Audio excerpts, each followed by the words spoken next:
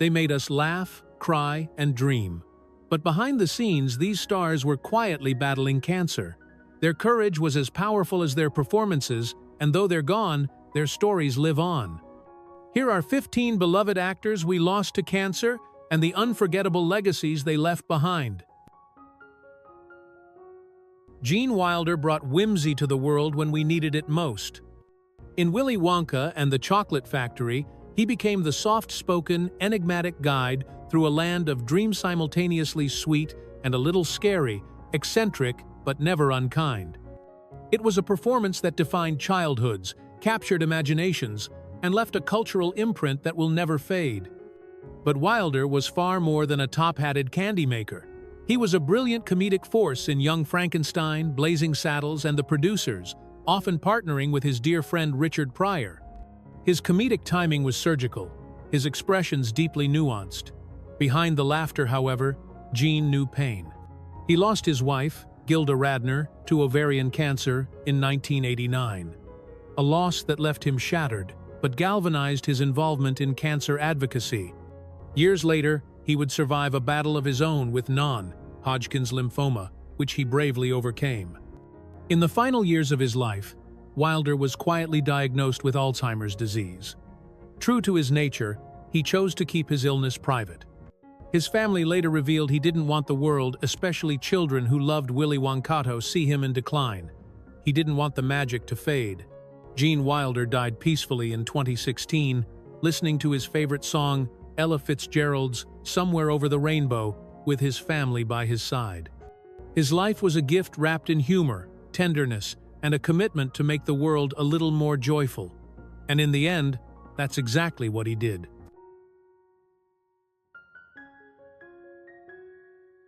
Sir John Hurt was a chameleon, an actor who disappeared into his roles with an ease that defied logic. With his weathered face and unmistakable voice turns gravelly and delicate, he delivered performances that lingered long after the credits rolled. In The Elephant Man, he turned disfigurement into dignity. In Midnight Express, he portrayed suffering with raw intensity. In Harry Potter, as the wise wand maker Ollivander, he brought gravitas to a generation of young fans. In 2015, Hurt publicly announced he had been diagnosed with pancreatic cancer, one of the most aggressive and unforgiving forms of the disease. But true to his craft and character, he refused to let it define him. "I am undergoing treatment and am more than optimistic about a satisfactory outcome," he said at the time. And then, like the consummate actor he was, he went right back to work. Even in his final years, Hurt continued to act in film and television, giving his audience the same commitment he always had. He worked through fatigue, through treatment, through pain, because storytelling was his lifeblood. His passing in early 2017 marked the end of an era, one of subtlety, intelligence, and enduring artistry. Sir John Hurt showed us that aging could be graceful, that suffering could be noble, and that acting, when done with soul, could be eternal. He didn't just perform, he elevated.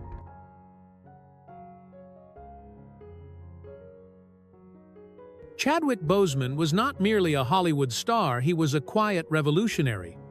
Known to the world as King T'Challa in Black Panther, Chadwick became the face of a movement that transcended cinema, a movement of cultural pride, black excellence, and artistic integrity. But what many didn't know, what he chose to keep hidden from public view, was that he had been battling stage 3 colon cancer since 2016, which progressed to stage 4 over the years. During that time, he filmed Marshall, Da 5 Bloods, 21 Bridges, Ma Rainey's Black Bottom, and of course, Black Panther. These were not just performances, they were acts of defiance against the fragility of life and the limitations of illness.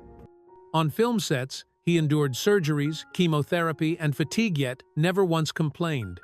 He visited children with cancer while secretly fighting his own battle.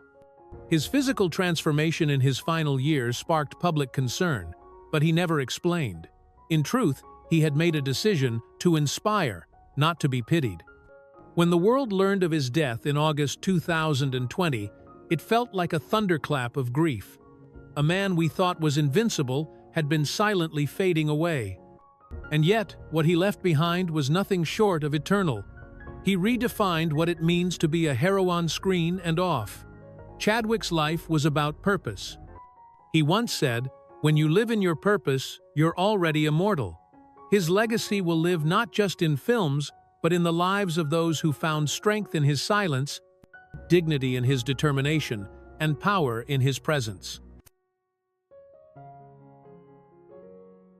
Farrah Fawcett was more than just an American beauty, she was a cultural phenomenon. With her feathered blonde hair, dazzling smile, and radiant charisma, she became the face of the 1970s and one of the original angels in Charlie's Angels. Her iconic red swimsuit poster sold over 12 million copies and cemented her status as a global sex symbol. But Farrah was never content to be just a pretty face. Behind the glamour was an artist deeply committed to her craft, a woman who craved substance in a world that often reduced her to style. Her battle with anal cancer, diagnosed in 2006, exposed an entirely different side of Farrah Warrior. She chose to publicly document her fight in the deeply emotional NBC documentary Farrah's Story, which she co-produced. The film pulled back the curtain on the harrowing treatments, the emotional toll, and the fear that cancer brings. It also revealed her astonishing strength and unwavering dignity. Even in pain, Farrah remained fiercely human-loving, vulnerable, and raw. She endured invasive surgeries, including one in Germany, and grueling rounds of chemotherapy. Through it all, she never stopped fighting not just for her life, but for awareness. Anal cancer was a taboo subject. Farrah shattered that silence. In her final years, she was no longer just a pop icon, she was a voice for the voiceless. When she passed away in June 2009, her death was overshadowed by the death of Michael Jackson on the same day. Yet for those who followed her journey, her legacy was profound. Farrah taught the world how to face death with courage and to live even in the face of suffering with truth.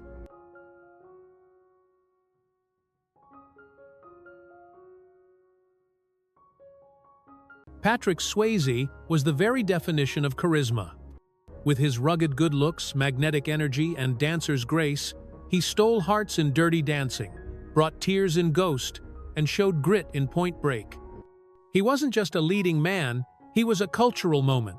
But beyond the movie star exterior was a man who valued love, family, and authenticity above fame. In early 2008, Patrick was diagnosed with stage 4 pancreatic cancer, one of the most aggressive and unforgiving forms of the disease. Despite the bleak prognosis, he chose to live as fully as possible. While undergoing treatment, he took on the lead role in the gritty television series The Beast, a demanding performance that he delivered with unwavering commitment. He refused painkillers on set so his mind would stay sharp. His crew and co-stars were in awe of his stamina, knowing every day he showed up was a triumph over unimaginable pain. He was candid in interviews, refusing to sugarcoat his reality. "I'm scared," he once said. "Yeah, I'm scared. I don't want to die." And yet, his vulnerability never turned to despair. He and his wife of 34 years, Lisa Nemi, became a symbol of enduring love in Hollywood, their devotion to one another heartbreakingly visible in the final months. Patrick's death in September 2009 sent waves of sorrow across the world, but his life continues to inspire. He was a fighter, a romantic, and a deeply soulful man.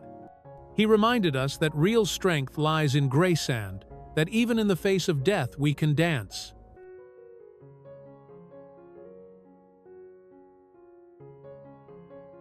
Audrey Hepburn was more than a screen legend. She was the embodiment of grace, inside and out. With her doe eyes, delicate frame, and quiet charm, she became an icon in classics like Breakfast at Tiffany's, Roman Holiday, and My Fair Lady. But it was the life she led after Hollywood that defined her true legacy. After stepping back from acting in the late 1960s, Audrey devoted herself to humanitarian work, becoming a UNICEF Goodwill Ambassador in the 1980s. She traveled to famine and war-ravaged corners of the globe: Ethiopia, Somalia, Bangladesh, and beyond, not for photo ops, but to hold dying children in her arms, to bear witness, and to advocate for those without a voice. Her compassion was boundless, and her courage unwavering. In 1992, Audrey was diagnosed with a rare abdominal cancer called pseudomyxoma peritoniae, a slow-growing but devastating disease. Even as her health declined, she continued working for UNICEF, insisting on one final mission to Somalia during a brutal famine. She returned home exhausted, and only then did the world begin to realize the depth of her private suffering. She died peacefully in her Swiss home in January 1993, surrounded by family and the flowers she loved. Her final days were filled with the same grace that marked her entire life. Audrey Hepburn was not just a star of the silver screen, she was a beacon of compassion, humility, and quiet strength. Her beauty was never just physical, it was the kind that healed others, and that beauty will never fade. Dustin Diamond will forever be remembered as Samuel Screech Powers, the nerdy, lovable sidekick from Saved by the Bell. For millions of 90s kids, he was a constant presence on Saturday mornings, delivering zany lines and slapstick charm with wide-eyed sincerity. But life after fame wasn't easy for Dustin. Struggles with finances, legal troubles, and typecasting often clouded his adult years. Still, beneath the controversy was someone who never stopped trying to find his footing in the world. In early 2021, Dustin revealed he had been diagnosed with stage 4 lung cancer. The news was a shock both to fans and to those close to him. Just weeks after the diagnosis, he passed away quietly, surrounded by loved ones. He was only 44. His death prompted a wave of public sympathy and a reassessment of his legacy. Behind the headlines and the chaos was a man who grew up under the blinding spotlight of early fame and struggled to navigate life beyond it. Many of his former co-stars paid tribute, remembering his humor, his timing, and the indelible mark he left on their lives. Though his time was short, Dustin Diamond gave a generation laughter. And in the end, he reminded us all that behind every punchline is a person flawed, complex, and worthy of compassion. Bill Paxton was the kind of actor who made you feel like you knew him. Whether he was chasing storms in Twister, navigating space disasters in Apollo 13, or fighting aliens in Aliens, he brought an unmistakable authenticity to every role. There was a natural warmth to his sincerity that made even his larger-than-life characters feel grounded, real, and relatable. In February 2017, the world was blindsided by the news of Bill's sudden death. He had undergone heart surgery to correct a damaged valve, but complications led to a fatal stroke just 11 days later. Many fans didn't know that Paxton had long battled underlying health issues, including rheumatic fever as a child and a history of cancer in earlier years. But he rarely spoke of either, preferred to focus on his work and his family. His loss shook Hollywood. Tributes came flooding in not just from fellow actors, but from directors, crews, and fans who had all been touched by his generosity and humility. James Cameron, who had cast him multiple times, called him one of the greatest guys you'd ever want to meet. On and off set, Paxton was a team player, a loving husband and father, and someone who never lost touch with his Texas roots. Bill Paxton didn't demand the spotlight, but he lit up every scene he was in. He was the definition of a working actor, dedicated, versatile, and beloved by all who knew him. His absence still stings, but his performances continue to comfort and entertain, just as he would have wanted. Steve McQueen, the king of cool, was a man who lived life on the edge, whether racing cars, flying planes, or stealing scenes on film. From Bullet to The Great Escape, McQueen oozed effortless masculinity, rebellion, and charisma. But behind the sunglasses and tough guy exterior was a man constantly seeking deeper meaning, especially in the final chapter of his life. In the late 1970s, Steve was diagnosed with mesothelioma, a rare and aggressive cancer of the lining of the lungs, often linked to asbestos exposure. He sought every option, conventional and alternative, to fight the disease. Desperate for a cure, he traveled to Mexico for unconventional treatments, including enzyme therapy and laetrile, a controversial and banned drug in the U.S. Steve's cancer journey was not just a fight for survival, it was a quest for autonomy. Even in sickness, he refused to be passive. Sadly, the disease advanced too quickly. He died in November 1980 after undergoing surgery in Ciudad Juarez, Mexico. He was only 50. Though he left too soon, McQueen's legacy has never dimmed. He remains a symbol of rugged independence, of cool that couldn't be manufactured. His off-screen battle with cancer added a layer of humanity to a man often seen as invincible. In the end, Steve McQueen lived and died in his own terms.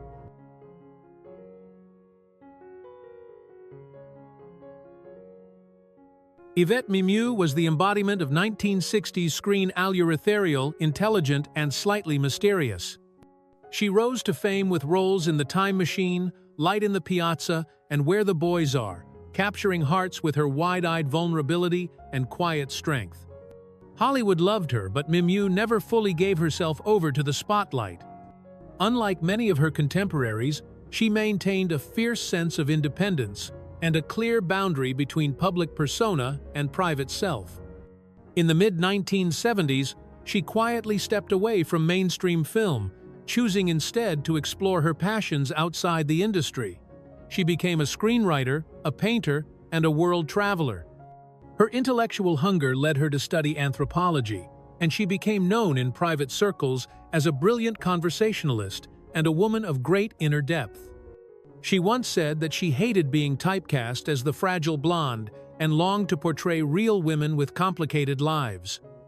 When she passed away in January 2022 after a private battle with cancer, many were surprised to learn she had died at all. She had so thoroughly removed herself from the public eye.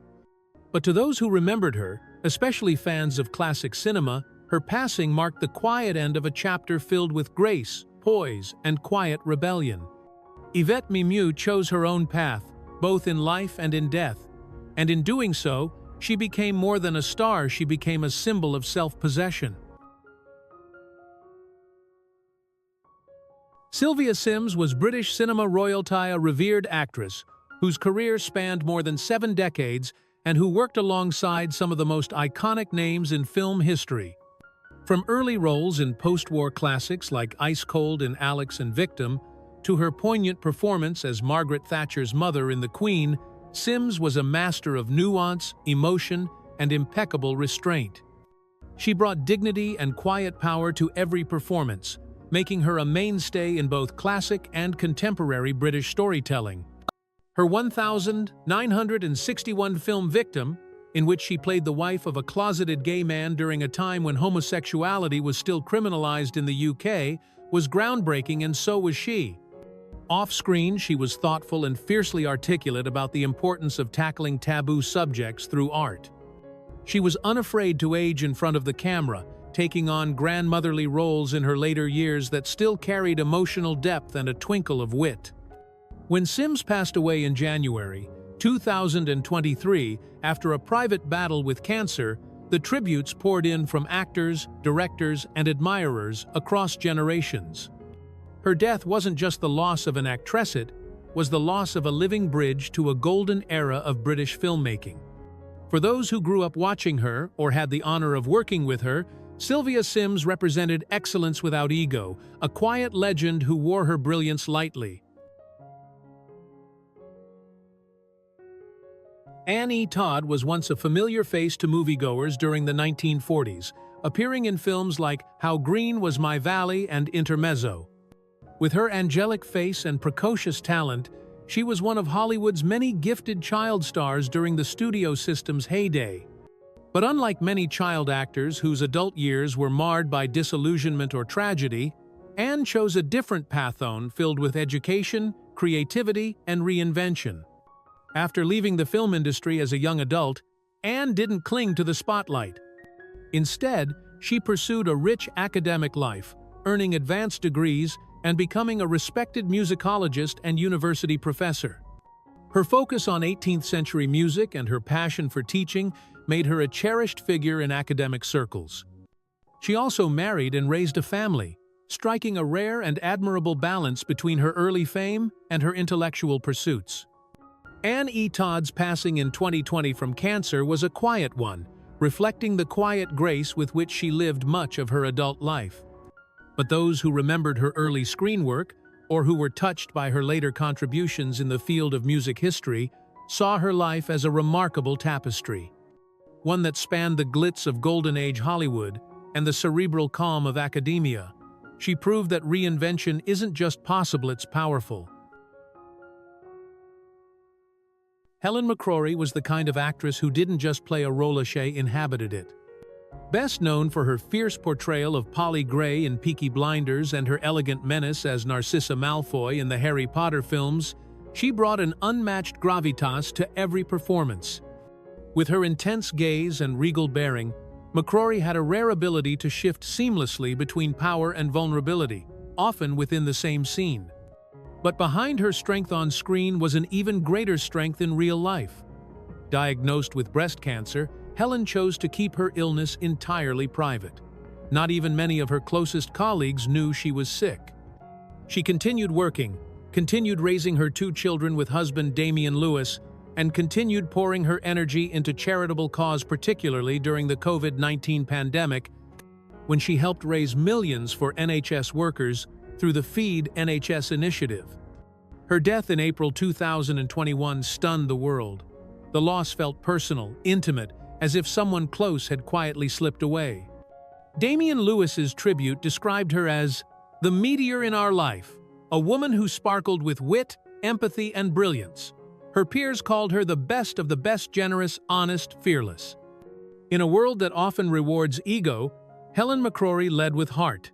She gave everything, including her last moments, with grace. Her artistry lives on, but so does the example she set of how to live fully, fiercely, and generously, even in the face of death. Robert Urich was the kind of actor who made you feel safe. Whether solving crimes in Vega Dollar, playing a private eye in Spencer, For Hire, or anchoring dramatic television movies and miniseries throughout the 1980s and 1990s, Urich brought a dependable, everyman charm to the screen.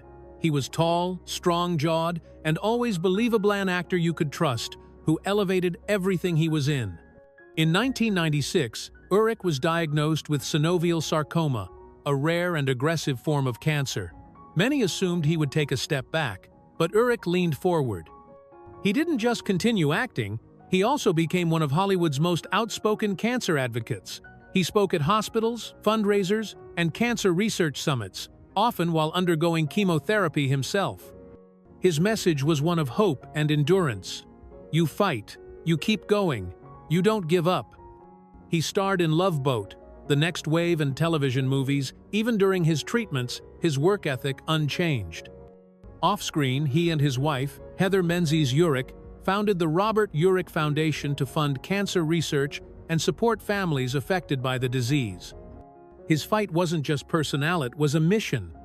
Robert Urich passed away in 2002, but his legacy continues through the lives he touched and the awareness he helped raise. He was more than an actor, he was a fighter with a purpose, and a man who chose hope, even in the darkest moments. Alexis Arquette was a firework brilliant, unapologetic, and dazzlingly bold. A member of the famous Arquette acting family, she made her own mark as a trailblazing transgender actress and activist long before Hollywood began to reckon with LGBTQ+ representation. Whether it was her electric role in The Wedding Singer, her cameo in Pulp Fiction, or her unforgettable presence in underground films and cabaret scenes, Alexis brought an explosive and unpredictable energy to every performance. But her life was more than performance, it was a political act. Coming out as a transgender woman in the early 2000s, Alexis faced public scrutiny, medical hardships, and professional challenges in an industry still hesitant to embrace trans actors. Yet she refused to be erased. She spoke candidly about identity, gender, and expression long before it was considered safe to do so. She also lived with HIV for many years, a fact she kept private until later in life, and which ultimately led to complications alongside leukemia. Her final months were spent with family, surrounded by love. Her siblings, including actors Patricia, Rosanna, and David Arquette, shared that she passed while listening to David Bowie's Starman, a fitting soundtrack for a soul who seemed to live slightly outside gravity. She was an artist, an advocate, and a radical force of nature. In death, Alexis became a symbol of everything Hollywood often overlooks: bravery without compromise, creativity without limits, and the power of being yourself even when the world resists. Her loss was felt deeply in both the LGBTQ+ and artistic communities, but her trailblazing life continues to inspire a generation of queer performers and storytellers.